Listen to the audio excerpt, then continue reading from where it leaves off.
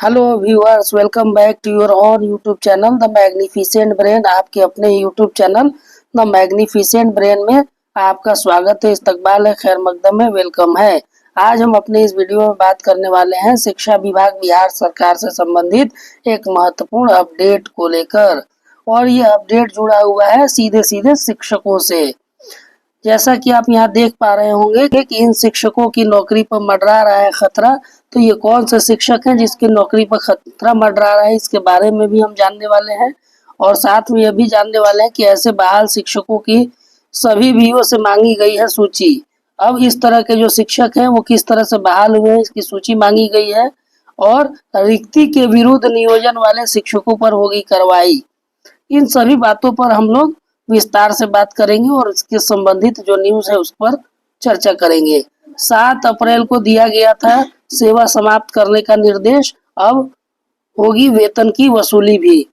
तो वैसे शिक्षक हैं जिनका सेवा समाप्त भी कर दिया गया है, लेकिन उनको जो वेतन प्राप्त था उनके वेतन की वसूली की भी बात कही जा रही है।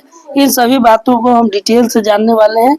इससे पहले कि इन तमाम बातों को हम विस्तार से जानें, हम आपको बता दें कि शिक्षा और शिक्षक से जुड़े सभी महत्वपूर्ण जानकारी और अपडेट्स के लिए हमारे इस YouTube channel the magnificent brain को जरूर सब्सक्राइब करें। इसके अलावा आप हमें फॉलो कर सकते हैं हमारे Facebook page the magnificent brain पर, और हमें ज्वाइन कर सकते हैं हमारे टेलीग्राम ग्रुप और चैनल में।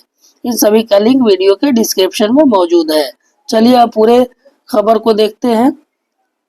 जैसा कि आप यहाँ देख पा रहे हैं, बिना रिक्ति के बहाल 83 नियोजित शिक्षकों से भुगतान किए गए वेतन की वसूली की जाएगी, साथ ही अन्य कानूनी कार्रवाई भी की जाएगी।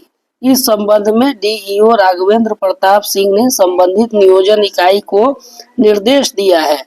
DEO के दिए गए निर्देश में कहा गया है कि हाई कोर्ट पटना द्वारा पारित आदेश के आलोक में बिना रिक्ति के जिला शिक्षक नियोजन अपीलीय प्राधिकार के आदेश पर नियुक्त शिक्षकों के संबंध में राज्य अपीलीय प्राधिकार द्वारा पारित आदेश को बरकरार रखा है।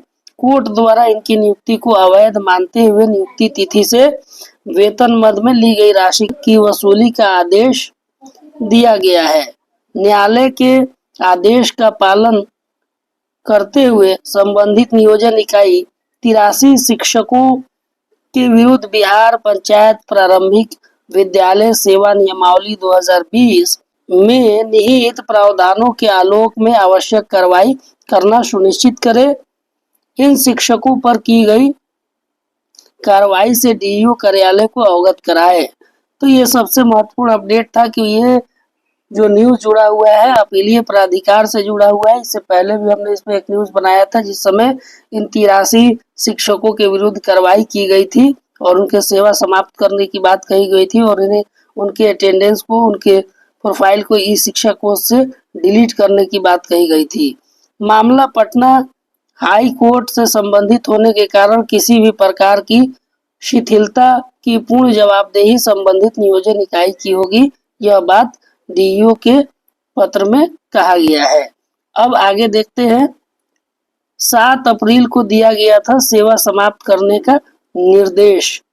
मालूम हो कि उच्च न्यायालय के एक आदेश के बाद शिक्षा विभाग ने एक बड़ी कार्रवाई करते हुए जिला में अपीलीय प्राधिकार से बहाल 83 शिक्षकों की सेवा समाप्त करने का निर्देश 7 अप्रैल को संबंधित नियोजन इकाई को दिया था, परंतु नियोजन इकाई की शिथिलता से विभाग की परेशानी बढ़ गई थी।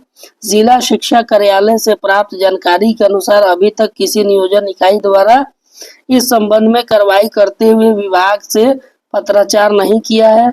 हालांकि विभाग का कहना है कि उच्च न्यायालय के आदेश के आलोक में ऐसे शिक्षकों के वेतन भुगतान पर रोक लगाते हुए ई शिक्षा कोष पर उपस्थिति दर्ज करने से रोक लगाई जा चुकी है। पटना उच्च न्यायालय द्वारा CWJC नंबर 6170/2022 कामिनी कुमारी बनाम राज्य सरकार व अन्य तथा संबद्ध वादों में पटना उच्च न्यायालय द्वारा बिना रिक्ति के बिना अपीलीय प्राधिकार के आदेश पर नियुक्त शिक्षकों के संदर्भ में राज्य अपीलीय प्राधिकार द्वारा पारित आदेश को बरकरार रखते हुए इन शिक्षकों की याचिका को खारिज कर दिया था, जिसके बाद DEO ने जिला के 83 शिक्षकों की सेवा समाप्त करने का निर्देश 7 अप्रैल को दिया था।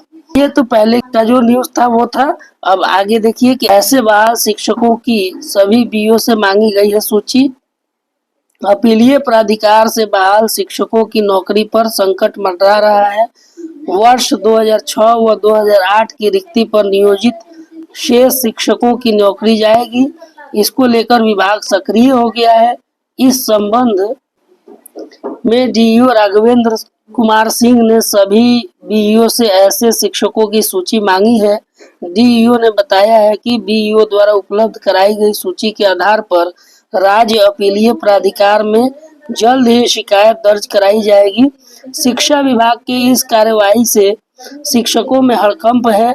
इन शिक्षकों की नियुक्ति में गड़बड़ी की आशंका है। यदि जांच में यह साबित हो जाता है कि इनकी नियुक्ति गलत तरीके से हुई है तो इन्हें भी नौकरी से निकाला जा सकता है। विभाग का कहना है कि वर्ष 2006 की रिक्ति को 2008 में सामंजित कर दिया गया। वहीं 2008 की शिक्षक नियोजन की रिक्ति को 2012 में सामंजित कर दिया गया। तृतीय चरण का शिक्षक नियोजन 2014 में पूर्ण हो गया। इसके बावजूद भी अपीलीय प्राधिकार के आदेश पर बिना रिक्ति के ही शिक्षकों का नियोजन किया गया, जो नियमों के उल्लंघन के साथ साथ वित्तीय अनियमितता का द्योतक है। यदि जांच में यह साबित हो जाता है कि उनकी नियुक्ति गलत तरीके से हुई है तो इन्हें भी नौकरी से निकाला जा सकता है। शिक्षा विभाग की इस कार्रवाई से शिक्षकों में हड़कंप मचा हुआ है।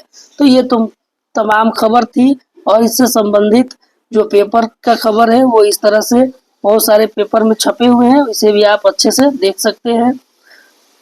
तो ये पूरी वीडियो थी, उन शिक्षकों से जुड़ा हुआ ये खबर था जो अपीलीय प्राधिकार से बहाल है और खास करके वैसे 83 शिक्षक जिनकी सेवा समाप्त करने की बात कही गई थी और उनको इस शिक्षा कोष में अटेंडेंस बनाने से रोक दिया गया था। अब उन्हें प्राप्त वेतन की वसूली की भी बात कही जा रही है। तो उम्मीद करते हैं कि आपको ये वीडियो पसंद आई होगी। अगर आपको यह वीडियो पसंद आई है तो हमारी इस वीडियो को लाइक करें, शेयर करें और हमारे इस यूट्यूब चैनल को सब्सक्राइब करें।